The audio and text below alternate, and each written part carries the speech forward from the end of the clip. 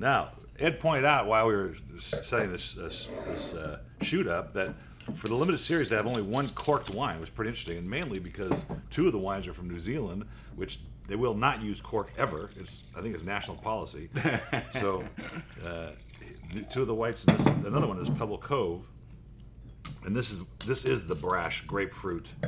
Exactly, gooseberry. Yeah, Sauvignon Blanc, which is important to recognize the difference. Yeah, but it's still more subtle than some of the other ones. Well, that I've had. It doesn't smell like wet hay. Some of them can get really over the top with that. That's something. Boy, the finish is totally different from that, right? Oh, but it's got a beautiful mid palate. Yeah. Really, really nice mid palate. It's grapefruit all over the place. But pink grapefruit, sweeter grapefruit. It's not real tart or pithy. Sometimes they can get kind of pithy. Not to get too pithy about it, but anyhow, $24.99 on the shelf, $13.99. Another 98. I mean, great bottle of wine. 97. And yet it's different.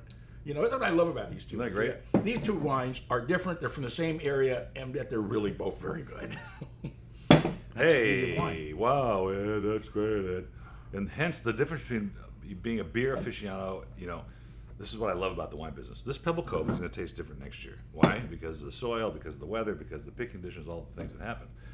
When you make Heineken in 1965, you want that Heineken to taste the same next time you taste it. That's why there's so many breweries out there now, because they want something different. That's probably right. And so... well, you're really smart, Ed. Every now and then I hit one. But that's also what draws people away from wine, because one year the wine they really like, and next year they don't. They go, I don't need this anymore. Well, here's a classic example. We went to dinner the other night, and I saw 14 Hands. Now, when 14 Hands came out from Washington State, it was a classic Washington State, gritty, earthy Cabernet. Mm-hmm. And so I ordered for Sandra, and it was worse than most of the junk we taste that we reject.